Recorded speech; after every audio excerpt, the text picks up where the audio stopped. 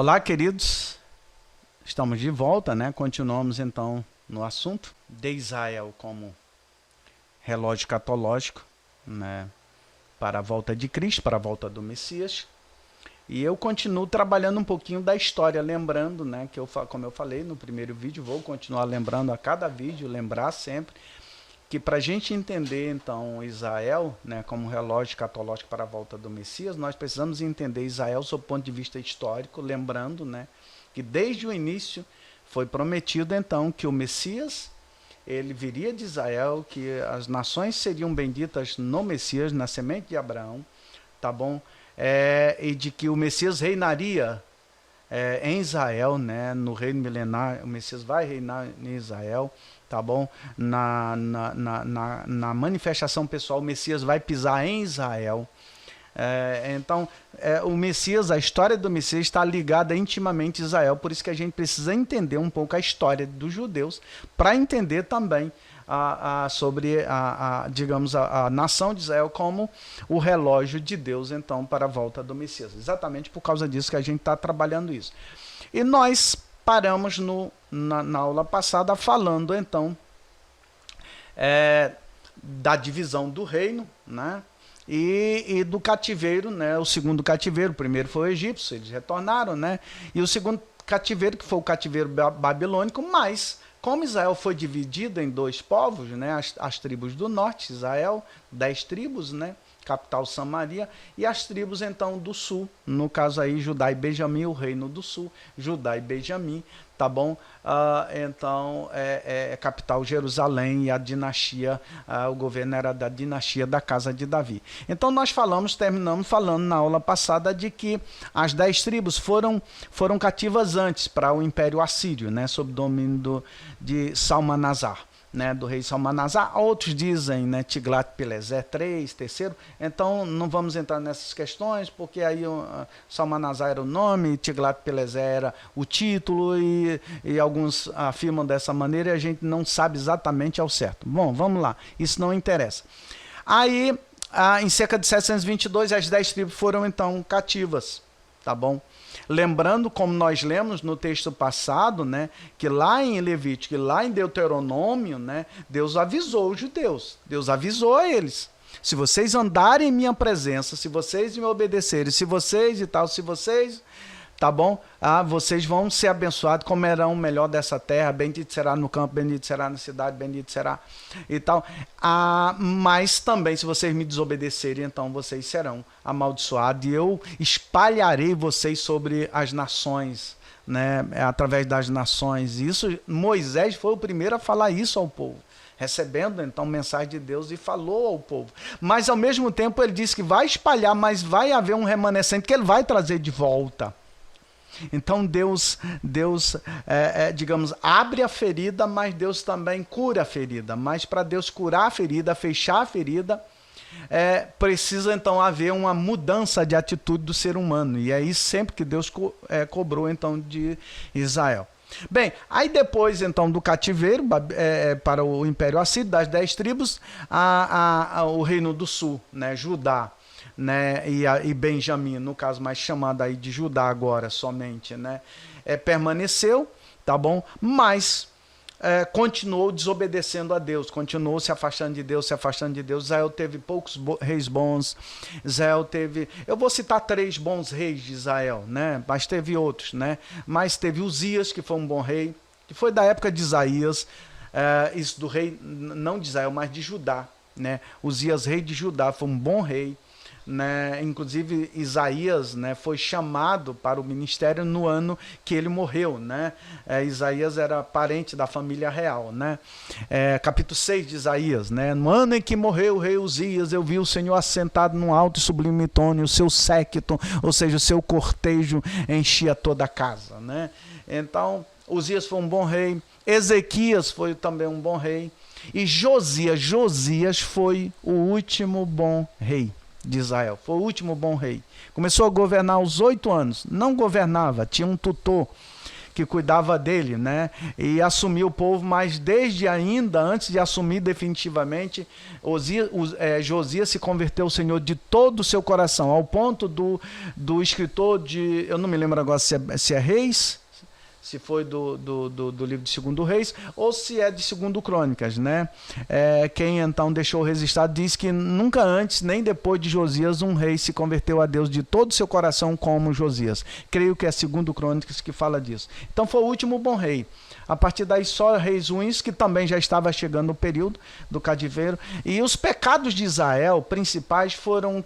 Né, foram muitos, mas vamos dizer os principais. Um foi a prática da idolatria de Israel, então se envolver então com os pecados daqueles povos, daquelas nações, né? E o pecado principal é a idolatria, dentre eles ao ponto de matarem seus filhos, sacrificarem seus filhos, né, no fogo, né, oferecendo então a Moloque, né? Então foi um dos pecados terríveis. Mas também Israel desprezou o órfão, a viúva, não cuidou dos pobres, foi injusto, os seus príncipes foram injustos para com os pobres, não guardaram o ano sabático, não guardaram o ano do jubileu, que deveria haver uma espécie então de reforma agrária geral no ano do jubileu, deveria ser liberto todos os escravos que tinham, deveriam ser devolvidos as terras, às famílias que tinham perdido terras por causa de escravidão, porque por causa de dívida e haviam ficado escravas, e várias formas. Então eles nunca obedeceram plenamente a Deus. A lei que Deus deu, que envolvia, essa lei envolvia justiça social. Essas leis apontavam para a justiça social, para que não houvesse gente rica demais em Israel e gente pobre demais em Israel, miserável em Israel. Na realidade, foi exatamente o contrário do que eles fizeram. Os ricos enricaram às custas então do povo, da miséria do povo. E se a gente olhar para hoje, não é muito diferente, né? Isso não digamos assim, muito diferente, tá bom? Vamos lá. E aí, tá? Israel então foi cativo para a Babilônia, no caso aqui Judá, as duas tribos, Judá e Benjamim, aqui chamado simplesmente de Judá, né? Capital Jerusalém. Foi preso então para Babilônia, tá? Nabucodonosor invadiu Jerusalém 3 vezes, a primeira em 606, tirou um rei, botou outro, um rei que tinha se levantado contra eles, apesar de Jeremias profetizar e orientar aos líderes e tal, que eles deveriam se submeter ao rei de Babilônia e tal, entendeu? Aquela coisa toda, entendeu? Que era melhor, mas não, Israel não se submeteu, aí tirou um rei, botou outro.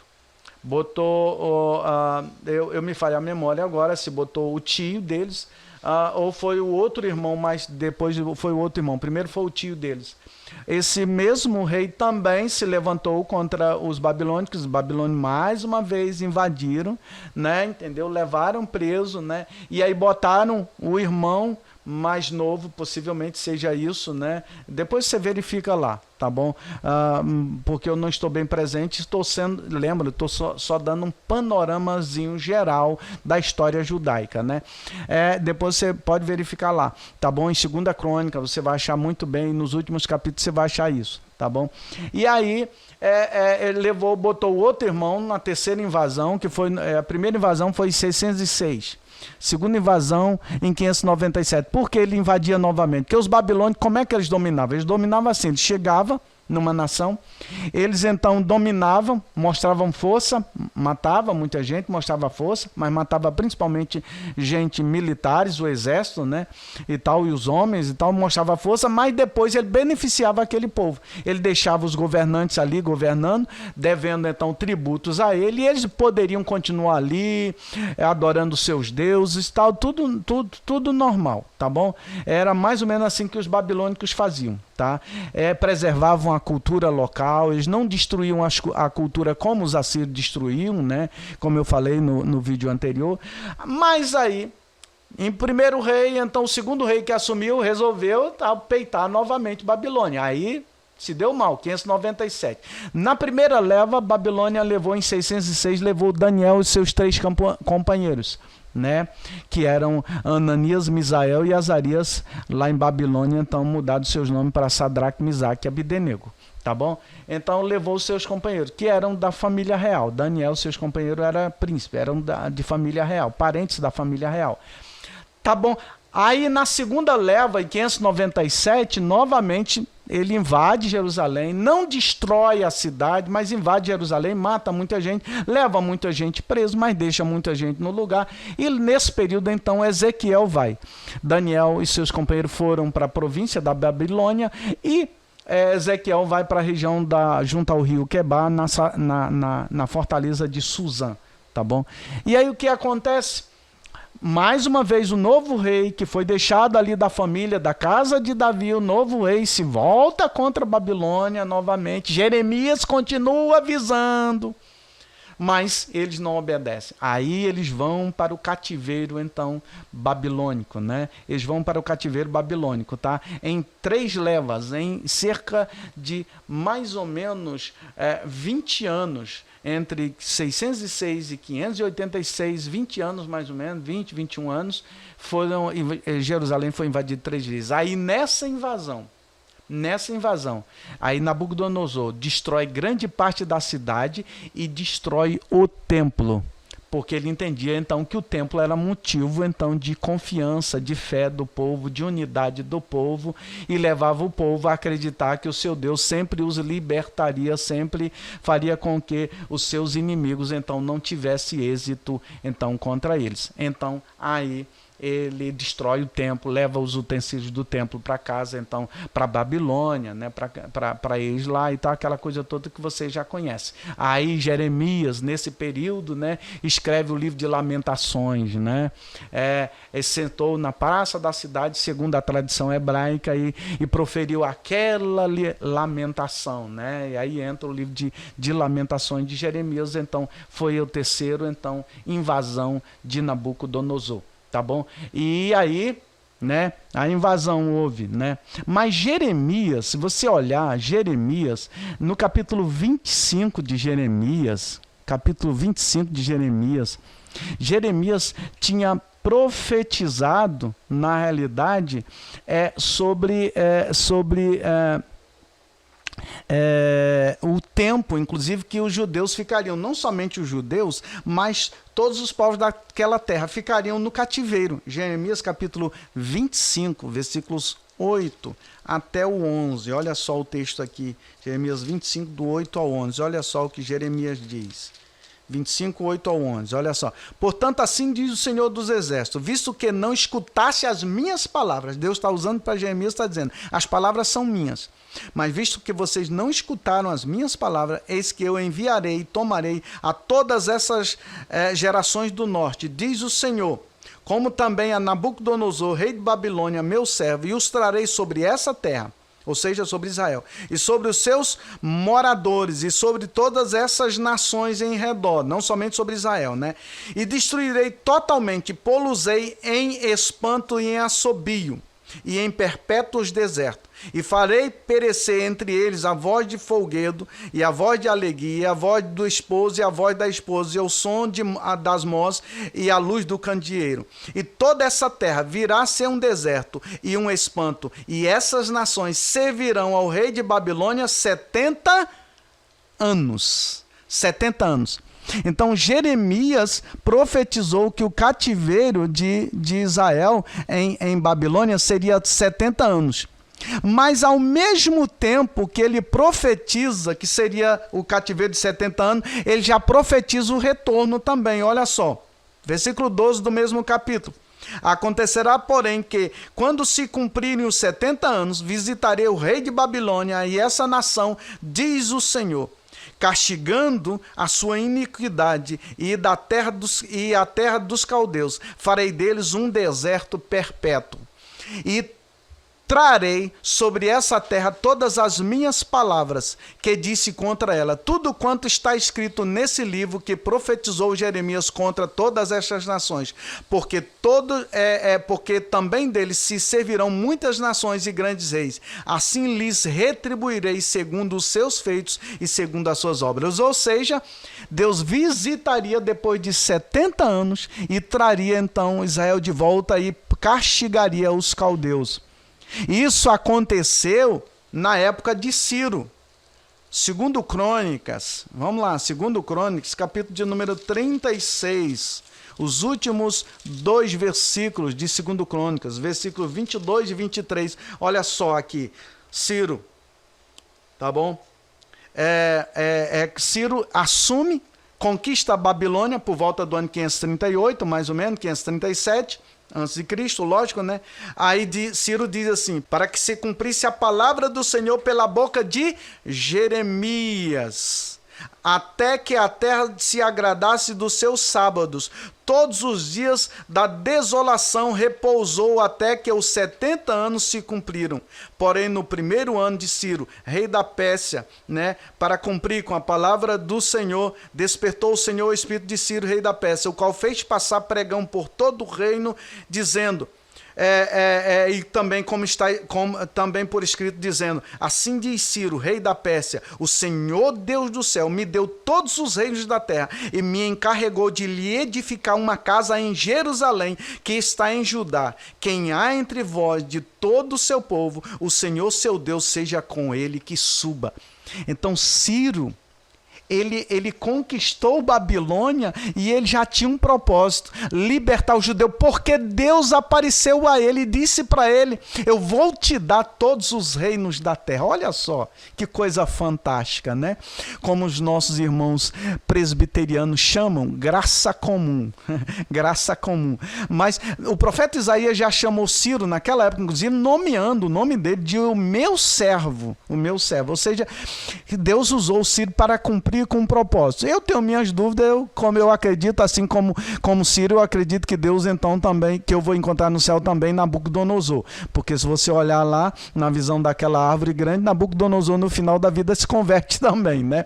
Bom, isso não importa, não é nosso debate aqui, tá? Então se você olhar no livro de Esdras, no capítulo 1, versículos 1 ao 4, também tem a mesma coisa. Se você olhar no livro de Daniel, capítulo 9, versículos 1 e 2, Daniel foi buscar lá no livro do profeta Jeremias, porque ele se lembrou que o profeta Jeremias tinha então escrito sobre isso, de que o período do cativeiro babilônico era então de 70 anos, tá bom? E Deus então libertou o seu povo, então por volta do ano 538 a 537 mais ou menos, que retornaram então para Jerusalém, sob a liderança de Zorobabel, que era príncipe da linhagem da casa de Davi, e do sumo sacerdote então Josué. Eles retornaram então para Jerusalém, então para reconstruir o templo, que eles reconstruíram por volta do ano de 536 até 520 mais ou menos antes de Cristo. O templo foi concluído em mais ou menos, digamos assim,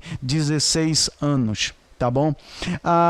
E aí, a partir daí, os judeus retornaram para sua terra, e os judeus viveram em sua terra debaixo do domínio do Império Medo-Persa, depois do Império Grego. Depois que o Império Grego, Alexandre o Grande morreu, dividiu seu império por 4, eles ficaram debaixo do domínio dos Ptolomeus, depois dos Sírios, né? E durante mais ou menos 100 anos ficaram independentes sob a liderança da família dos Macabeus, da família chamada Asmoneana. Finalmente foram dominados então sob o domínio do Império Romano, então, que mandou os seus vassalos, como, digamos assim, Herodes, né, que assumiu então a liderança dos judeus, né, depois de todo o imbróglio político. Então, e aí na época de Jesus, os judeus eram livres, entre aspas. Não eram livres. Eles viviam debaixo do domínio do Império Romano. Então Jesus veio na plenitude dos tempos, como diz o apóstolo Paulo aos Gálatas. Ele veio, então, o Messias veio a primeira vez, veio para se sacrificar lá na cruz do Calvário por nós, para morrer e ressuscitar e nos garantir o direito à salvação eterna. Ele veio no período, então, do Império Romano, no período, então, que os judeus aparentemente gozavam de certa paz, porque estavam debaixo, então, da a liderança do Império Romano, que então favoreciam eles de alguma maneira. Então, nós vamos encerrar hoje, agora, esse nosso áudio, né, falando então desse período que Jesus veio, né, no caso aqui, encerrando esse áudio, nesse tempo aqui que Jesus veio. Então, você olha, a história judaica, ela é um milagre constante, mas por causa da rebeldia do povo, o povo vai para o cativeiro, o povo volta do cativeiro, o povo é liberto, Deus faz milagres, Deus faz aquilo, e o povo mesmo assim, eles então não digamos assim, entendem, né, quem é Deus e a proposta de Deus para a vida deles. Tanto é que Jesus veio, e aí como diz o apóstolo João, ele veio para o que era seu, os seus não o receberam, mas a todos quanto receberam, deu-lhes o poder de serem feitos filhos de Deus, a saber, aos que creem no seu nome. Então os judeus não receberam Jesus como Messias, não entenderam a proposta do Messias, mas Jesus veio, morreu e ressuscitou e prometeu que voltaria para nos levar para estarmos com ele para sempre. E a nação judaica, mais uma vez, é de grande importância. O seu, digamos assim, entendendo a história judaica dos últimos tempos, nós vamos entender muito bem então também sobre o tempo da volta do Messias. É lógico que nós não vamos entender ano, entendeu? Dia, mês, ano, nós não vamos entender porque nem o próprio Jesus disse que nem ele sabia, tá bom? Mas nós vamos entender pelos sinais que Jesus Cristo está voltando. Deus abençoe a todos. Não esqueça, compartilhe, curta e se inscreva no nosso canal. Deus abençoe, no nome de Jesus.